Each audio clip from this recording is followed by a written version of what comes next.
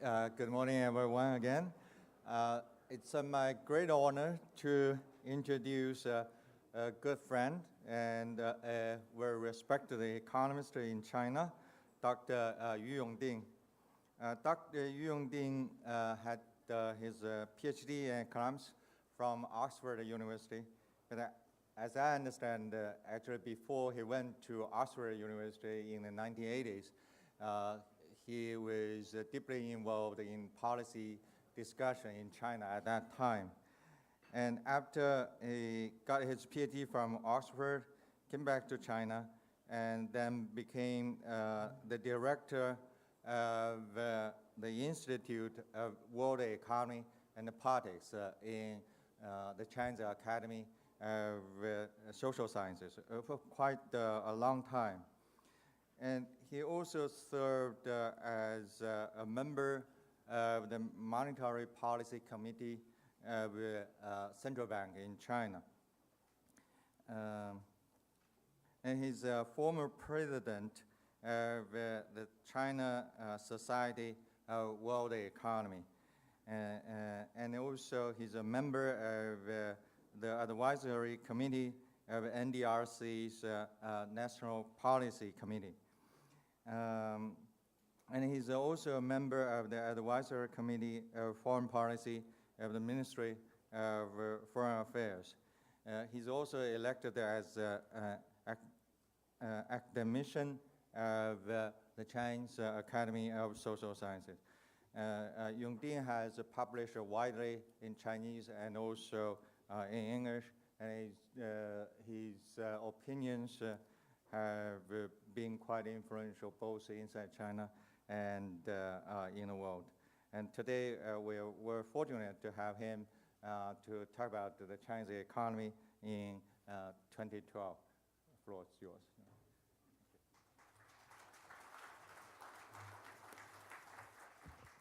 Good morning, ladies and gentlemen. I'm quite nervous. I've been never in this kind of occasion to make a speech. On my way to New York yesterday, I learned two things. One is I read some saying by Abraham Lincoln. He said that it's better to remain silent, be thought a fool, than open one's mouth to remove all doubt. Unfortunately, I'm going to remove all doubt.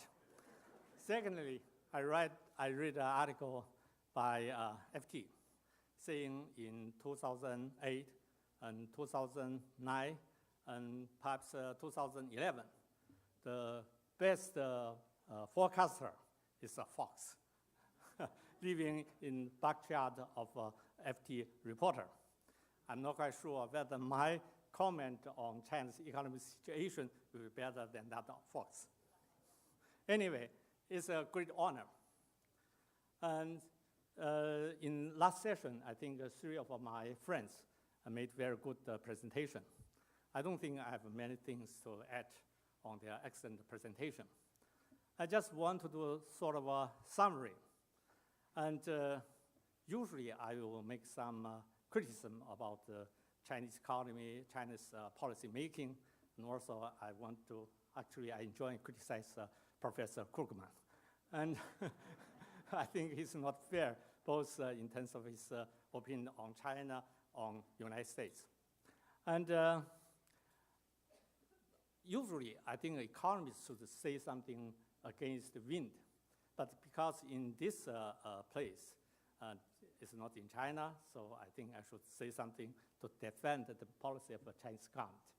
And so basically, my comments on Chinese economy will be cautiously optimistic. This is not something out of a political consideration. It is out of my personal experience. I've been working for Chinese Academy of Social Science for more than 30 years. In the first 10 years, I always made a prediction about the downfall of the Chinese economy. Each time I was wrong. Then I learned this lesson since 2000, no, not 2000, earlier, I think 1998. I become rather optimistic about Chinese economy. And each time I argue against all those pessimistic prediction about Chinese economy, each time I'm correct. So hopefully this time I'll be correct again. And then next year, if I come here, you say you are better than that fox. In recent months, and bearish sentiment about the Chinese economy has emerged. And I think mainly due to three conjectures. The first one is collapse of China's housing market. Some people argue that China's housing market is on the brink of collapse. And second, China's fiscal position will worsen quite rapidly because of massive local government debts. And third, so-called underground created networks will cause financial crisis across the country. My view is that despite all the problems, Chinese economy actually is in good shape and better than I expected. And I think that is very important. China has yet to hit rocks, has yet to. I'm not saying in the next 5 years it will not, but I think at least in this year and perhaps the year after this, it will be okay. I think this is very important because perhaps the audience here will not look beyond 10 years, beyond 5 years. As I was taught, because my son is analysis working for U.S. He said we just look 4 months, 3 months. So perhaps 1 year is good enough for you. So I'm quite sure this year Chinese economy will be okay. So please let me talk about these three issues. Since the turn of this century, skyrocketing housing prices has caused a very serious social discontent. Social discontent. So after years of half-hearted efforts, finally, Chinese economy became very serious last year and clamped down on housing bubbles. And starting, I think, last October, for the first time in that year, housing price started to fall. And now people are worried about a collapse of the housing market.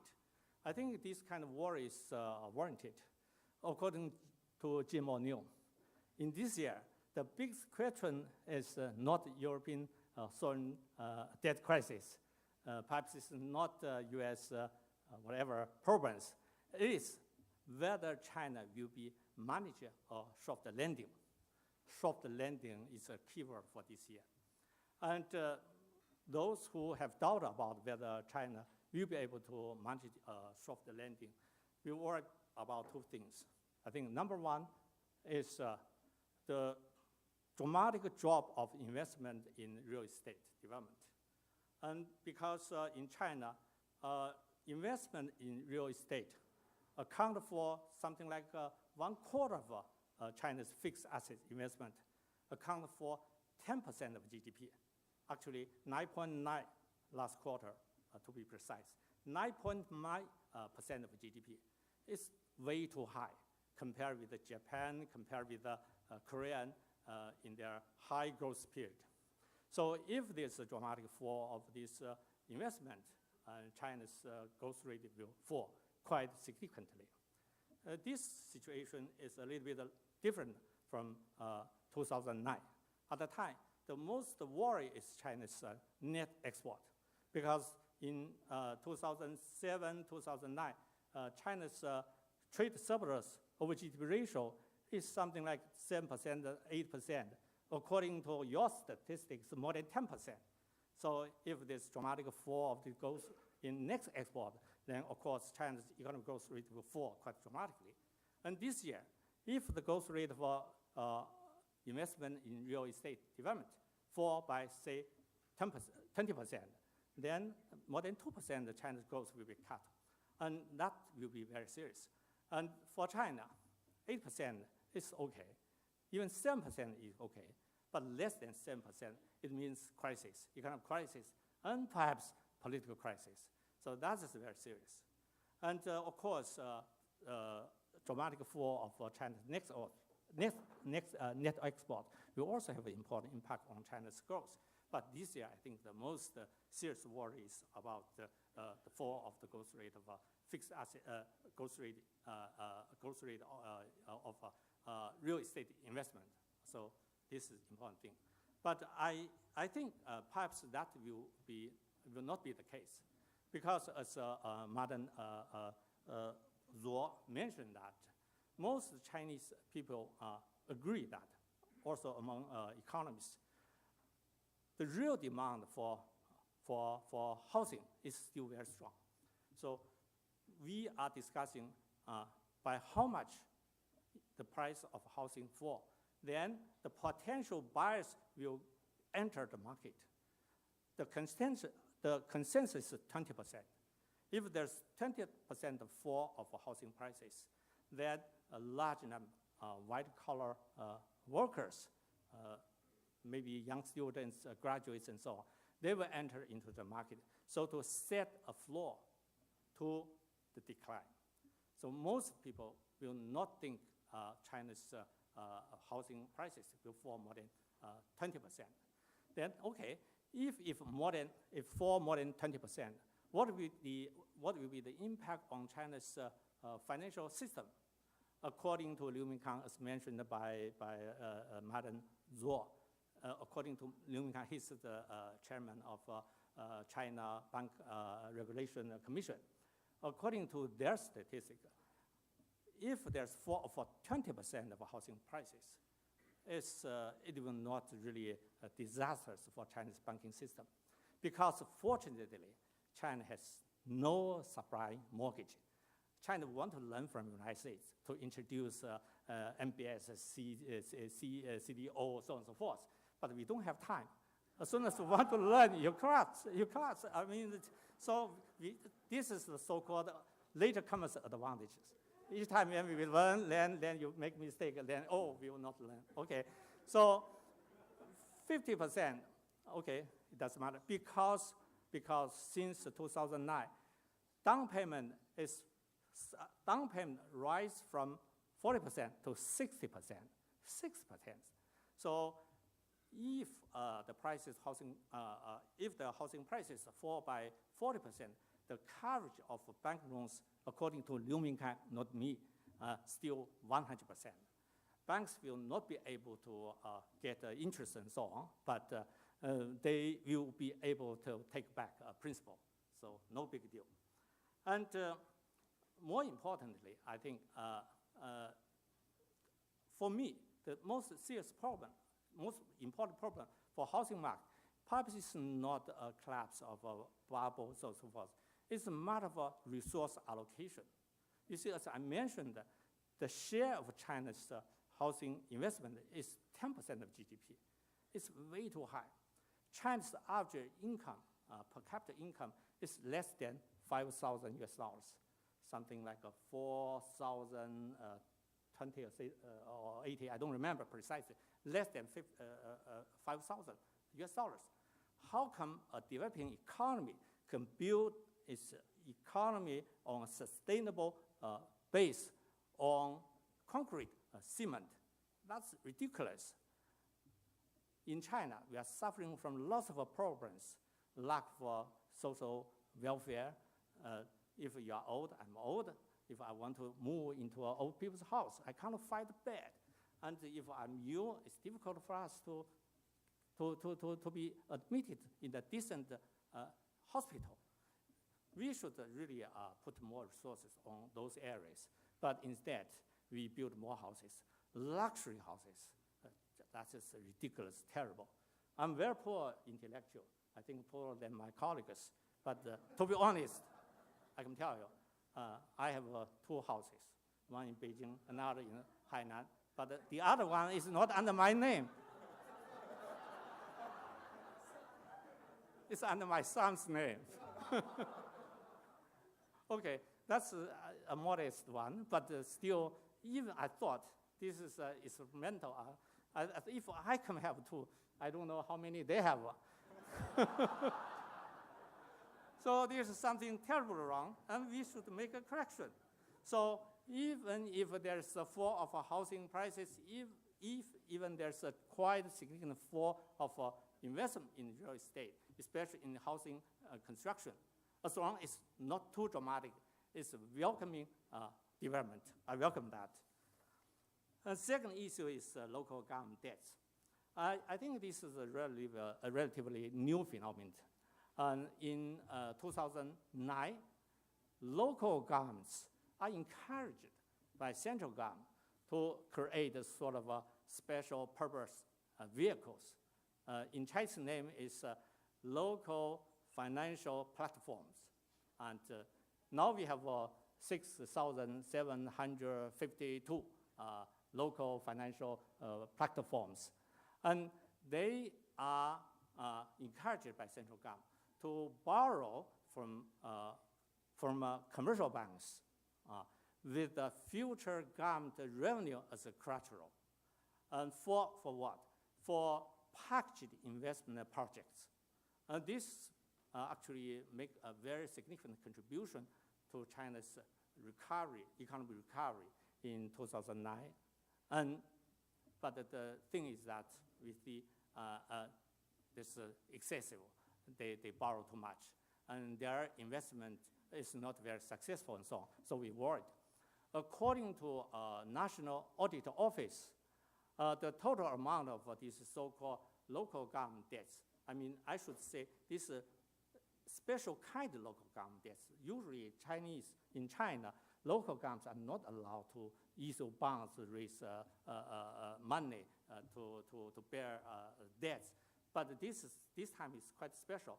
So I would say this type of debt is 10.7 trillion RMB, very big, much larger than this so-called 4 trillion stimulus package. So this is something we must worry. We don't trust, I don't trust local governments, whether they will be very responsible in using those money, use those money wisely, because, every 4 years, those governments there will be changes to the governments, and most people want to be promoted if they are not make a big mistake, if they are not commit a program of corruption and so on, they will get promoted. So their focus is not on locality. Their focus is in higher office. This is quite problematic. So we worried, and I must admit that this kind of local government's debt is taking time bomb. We must admit it. But so far, in this year and next year, I think the situation is manageable. We do not need to be worried too much. Why I'm saying so? Because so far, those loans are repaid regularly. And according to a report by Industrial and Commercial Bank of China, ICBC, this is one of the biggest banks in the world, and one of the biggest 4 banks in China. According to their report, 93% of their loans are repaid regularly. No big problems. And non-performing loan ratio for all those local governments debt, according National Auditing Office, is less than 2%, 2.3% something, 2.3%. So still very low. So we are not reaching to a critical point yet. But I should emphasize, I'm very worried about this. This year is okay, next year will be okay, but I'm not quite sure whether it will be okay in the longer run. And the third problem is so-called underground credit networks. This is nothing new. This happened a long time ago. I know the case 30 years ago when I was a young scholar in Chinese economic social sciences. And this kind of same problem happened in Wenzhou. This is a bustling city in coastal area. Happened time again. So this is not a new phenomenon. And I'm from Wenzhou, so I know my relatives, they did something very stupid. They cried and they worried, they sorry, but a few years later, they continue to do this. This has something to do with the culture. They are those are I'm sorry, I would say they are like Jews. I'm saying this in positive terms. They are clever, they're shrewd, they're intelligent, they are very hardworking. They want to have money. That's perfect, all right. But sometimes they make mistakes. And what I'm trying to emphasize, this is the problem. But this is a local problem, not a very big deal. Actually, those problematic loans account just for 20% of total loans in Wenzhou area. And the size of Wenzhou area is very small, account less than 1% of Chinese GDP. And just a few minutes ago, we talked about Inner Mongolia, Odors. And yes, this ghost city and so on, very bad. They are going to have a serious problem and so on. But still, these are isolated problems, not nationwide problems. And so I don't think we should, at this stage, worry too much and so on. And due to time constraint, I don't want to elaborate any further. But I want to emphasize very, very important fact. That is, China's fiscal position is much better than almost all the countries in the world, at least better than the United States, and then better than Germany. China's central government's debt over GDP ratio is less than 20%. Some people said it's 17%. I think it's something like 20%. And local government debts account for 23% of GDP. And there are so-called policy loans. All know there's disasters in China's high-speed rail system, railway, and so on. They borrow huge money, 1 trillion, so on. We add everything together, 6% of GDP. So 20 plus 23 plus 6, and then we have 53% of GDP. 53% GDP shows that China is a very good member European Union, if we are admitted. Less than 60%. So we don't need to worry. We still have enough money to waste. We still have time to make a correction. So the key is leadership. We will have a strong leadership. Then I'm fully convinced that we will be able to solve all the problems. But I'm not fully convinced. And so I'm not pretending that I'm really that optimistic. I'm just cautiously optimistic. What I'm trying to say is that China has yet to hitting the rocks. But whether we'll be hit or not, I don't know. I think it depends on whether Chinese scholars, Chinese people, Chinese government will make up their mind to push reform. If we really push through all the major reforms, we will be a successful country. Thank you.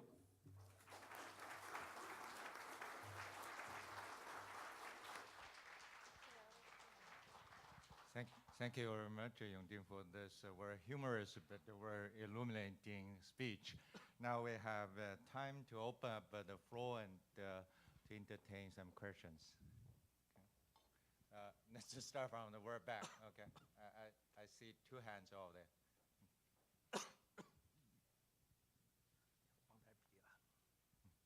Thank you. I'm Craig Charney. I work for Charney Research, a firm that's working on a quarterly regional economic survey of China, like the Fed Beige book here.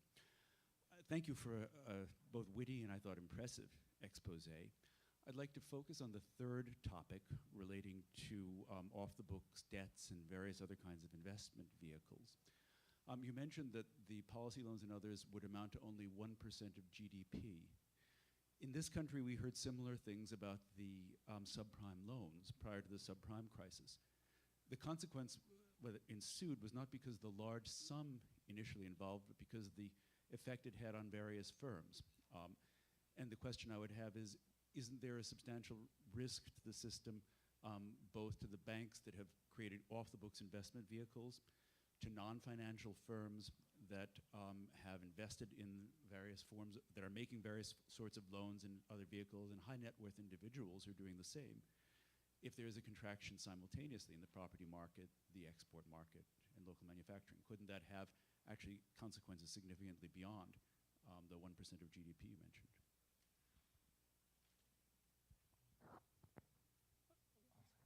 Yes, I agree with you. And this, as I just mentioned, what I'm trying to emphasize is that this year, Chinese economy will be okay. Next year, perhaps it will be okay. And maybe the year after next, but I'm not guaranteed that China's economic growth will be sustainable. We are facing serious problems. I entirely agree with your assessment. In 2008, then we learned from the United States that subprime loan account a very small portion of American housing, American mortgages. We believe that, but it turned out the situation much worse because lots of connections and so on. And for example, I just mentioned that China's, at this moment, the most serious problem is the dramatic fall of investment in real estate development. And the share of this sector is just 10% of GDP. But the thing is that this sector is related with lots of sectors of the Chinese economy. So if really this is fall, then perhaps it will have impact on other sectors. Then the total fall will be much greater. So we are really aware of this possibility. What I'm trying to say is that because China's strong fiscal position, if Chinese government still can mobilize this fiscal strength, then perhaps we'll be able to overcome this problem for this time, but perhaps not next time, let alone for the third time. Okay, over there.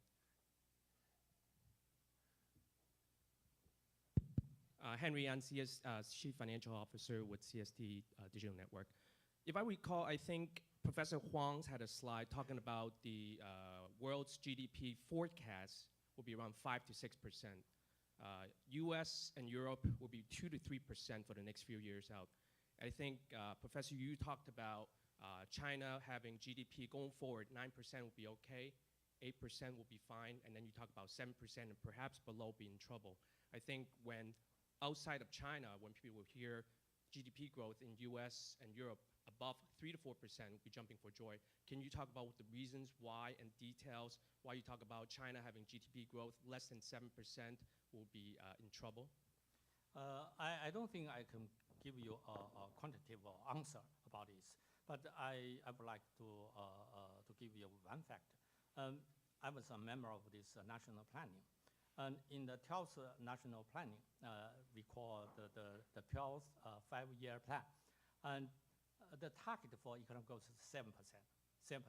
The trouble is whether we can realize a lower growth rate, not a higher growth rate. So we are fighting for a lower growth for many, many years. So 7% actually is our official target for next 5 years. And there's a very fundamental difference between this year and say years before global financial crisis.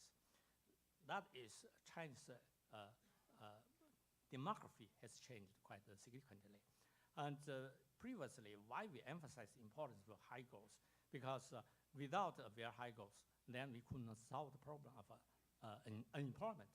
But since recent years, situation changed. In major cities, the problem, especially in the service sector, the problem is not unemployment. The problem is lack of supply of laborers. You ask all the shopkeepers and so on and so forth. They complain. It's so difficult to find employers. So this become a very serious new characteristic of Chinese economy. So we are not under the very high pressure for creating new jobs by high growth. So by lowering growth, we have more breathing time. We can pay more attention to the quality of growth rather than quantity of growth. And we have the luxury to push forward lots of reforms. I think the Chinese government realize this. So actually, they are lower this growth rate. The trouble is local governments want to have high growth rate because high growth means better performance. Better performance means better opportunity to be promoted. This has something to do with the political system. I think we should make some change on this kind of system. And I'm very confident, lower than 8%, there should be no problem. 7%, you'll be okay. Okay, one last question over there.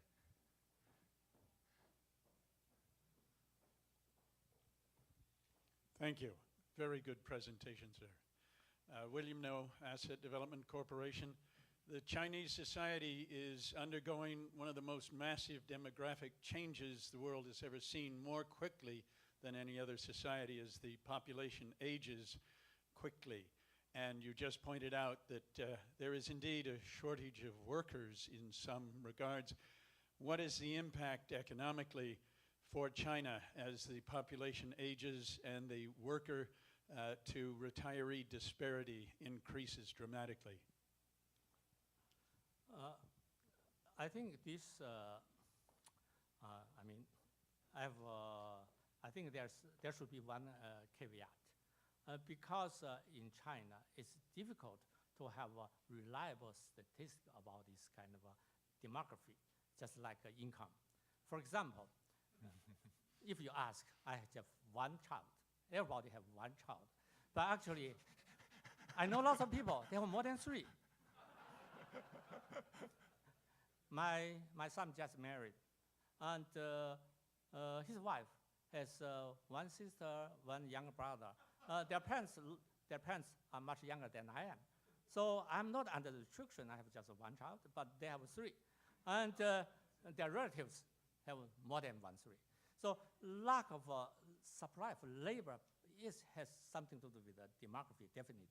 But perhaps also have has something to do with the attitude. Young people do not want to do that kind of a hard job, not like us. We worked in factory, in field, very hard for 10 years. They don't want to endure this hardship. I want to send my son to countryside to see how difficult the life of the ordinary people. He refused to go. He went to London to stay in city. I was very angry with him. So this is a very complicated picture.